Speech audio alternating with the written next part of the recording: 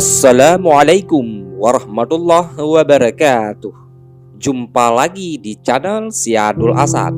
Pada kesempatan hari ini kita akan mengulas sedikit tentang sejarah, yaitu catatan sejarah persahabatan Jenderal Nasution yang puritan dan Ahmad Yani yang flamboyan. Sebelum menyimak video lebih lanjut, jangan lupa sukai, komen, berlangganan, serta bagikan video ini agar nggak ketinggalan informasi selanjutnya. Sejarah Indonesia mencatat tentang sepak terjang dan kekejaman PKI di Indonesia. Bagaimana lekatnya pengaruh PKI melingkupi istana dan mempengaruhi kebijakan Presiden Soekarno kala itu. Sebuah catatan sejarah mencatat tentang kisah persahabatan Jenderal A.H. Nasution yang terkenal puritan dan sederhana dengan Ahmad Yani yang flamboyan dan glamor. Mereka berbeda satu dengan yang lainnya dan kadang berbeda pendapat, tapi memiliki satu kesamaan, yaitu memerangi PKI dengan jalannya masing-masing. Di kota sejuk Bogor, Kepala Staf Angkatan Darat, yaitu Letnan Jenderal Abdul Haris Nasution, sedang main golf bersama deputinya, Mayor Jenderal Ahmad Yani. Sambil menenteng stick golf, Nasution membuka perbincangan seputar gaya hidup masing-masing. Lagi asik membeter lubang, Yani tiba-tiba celetuk. Jangan harapkan orang lain akan memikirkan, apalagi mengurus kita. Hendaklah kita uruskan sendiri untuk kita pribadi. Demikian ujar Yani yang diceritakan ulang oleh Nasution dalam memoarnya memenuhi panggilan tugas jilid 6, Masa Kebangkitan Orde Baru. Berbicara soal gaya hidup, Nasution dan Yani memang saling silang. Nasution menekankan kesederhanaan, sementara Yani tampil lebih glamor. Satu contoh, menurut Nasution, pada saat itu Yani mempunyai sebuah villa kecil sebagai tempat rehat dan berekreasi yang disambangi saban akhir pekan. Di kalangan para jenderal, kepemilikan aset semacam itu masih agak jarang dan terdengar mewah. Kesempatan main golf bareng dimanfaatkan Nasution untuk menasihati Yani. Satu-satunya hal yang kurang saya senangi padanya, sehingga tempo-tempo saya tegur. Ia tak mengikuti filsafat saya tentang kesederhanaan, tapi ia pun berterus terang kepada saya, kenang Nasution mengenai Yani. Ahmad Yani perwira andalan. Sejak semula, Yani adalah perwira yang menonjol. Di masa revolusi, dia telah menyandang pangkat letnan kolonel ketika bertugas di divisi di Ponorogo. Yani membangun reputasi sebagai penempur dengan membentuk pasukan komando Banteng Rider. Pasukan elit ini dipersiapkan untuk membereskan pemberontakan Darul Islam. Nama Yani kian populer setelah memimpin operasi 17 Agustus yang berhasil menggempur perlawanan PRRI di Sumatera Barat. Yani kemudian ditarik ke markas besar Mabes Angkatan Darat di Jakarta. Nasution mengangkatnya sebagai Deputi 1 Operasi dan kemudian Deputi 2 Administrasi. Menurut Nasution, Yani adalah pembantunya yang sulit tergantikan. Ketika sedang berada di daerah operasi, Nasution mempercayakan Yani memimpin staf umum Angkatan Darat.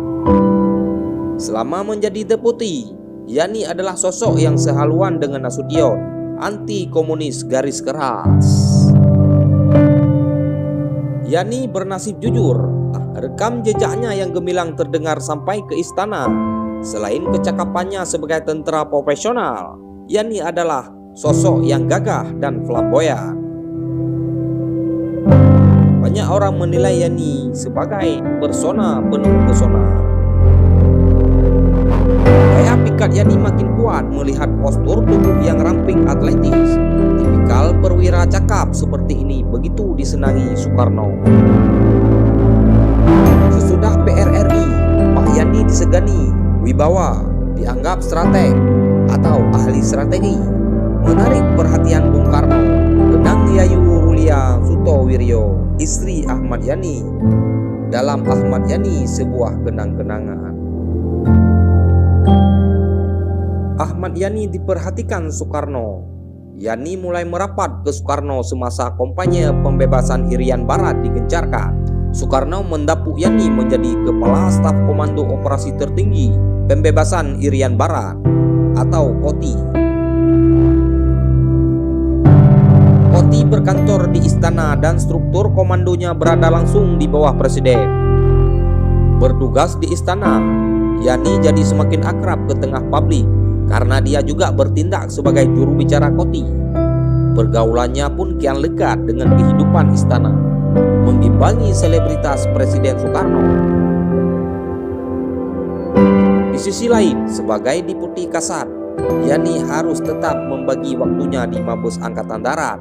Tak pelak, keberadaan Yani di istana membuat hubungannya dengan Nasution merenggang. Setelah ia berada di istana sehari-hari sebagai Kepala Staf KOTI, nyatalah bahwa ia tampil sebagai pengagum Bung Karno dan rupanya cocok pula mereka dalam pergaulan pribadi, kata Nasution. Petaka bagi Nasution tiba tatkala Yani mencapai puncak karirnya pada 23 Juni 1962. Soekarno menunjuk Yani menggantikan Nasution sebagai Kasat. Sejak itu pula, reorganisasi TNI diberlakukan sesuai keinginan Soekarno. Panglima tiap angkatan berada di bawah komando Presiden selaku Panglima tertinggi. Yani kemudian menduduki posisi setara Menteri Panglima Angkatan Darat atau Menpangga. Pengangkatan Yani sebagai orang nomor 1 di jajaran TNI AD jadi sorotan banyak pihak. Pasalnya, untuk kedudukan sepenting itu, Yani berhasil melangkahi beberapa jenderal yang lebih senior, yaitu Rosihan Anwar, jurnalis kawakan masa itu, bahkan mempertanyakan apakah Yani mempunyai kewibawaan moral yang besar atas Angkatan Darat.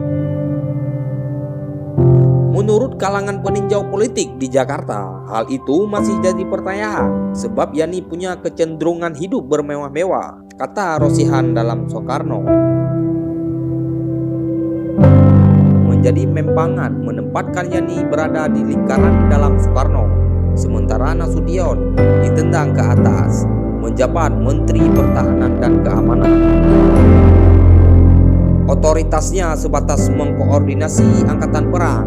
Menurut ULF Sundausen, dalam politik militer Indonesia 1945 sampai dengan 1967, Nasution sengaja disingkirkan karena galak mengkritik Soekarno, terutama menyangkut korupsi dan kehidupan pribadi.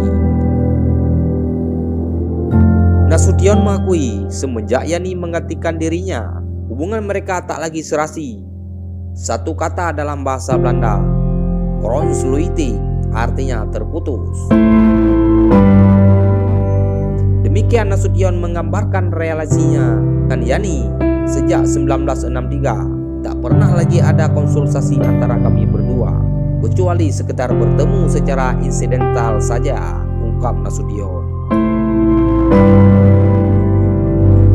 Menurut sesepuh TNI Angkatan Darat Letjen Saidiman Suryo Hadi Projo, orang dekat Yani yang pernah menjadi perwira pembantu di Mabes Angkatan Darat, latar belakang masing-masing turut mempengaruhi perbedaan pandangan antara Yani dan Nasution.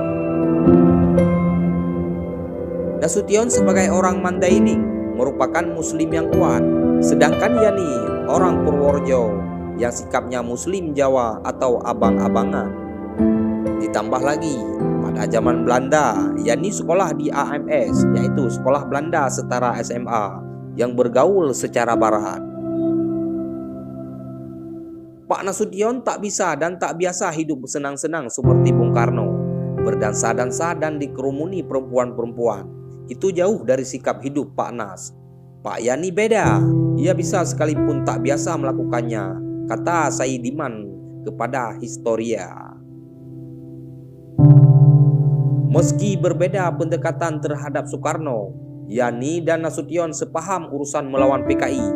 Menurut Saidiman, dengan kedudukannya, Yani memainkan peran terselubung membungkam kebijakan dan lobi-lobi politik PKI kepada Soekarno. Ini pun atas kesepengetahuan Nasution. Pak Nas juga setuju bahwa Pak Yani berusaha untuk menjauhkan Bung Karno dari pihak komunis. Kesediaan Pak Yani melayani Bung Karno dalam hidup bersenang-senang termasuk bagian usaha itu. Mungkin Pak Nas anggap Pak Yani terlalu jauh melayani Bung Karno. Demikian ungkap Saidiman.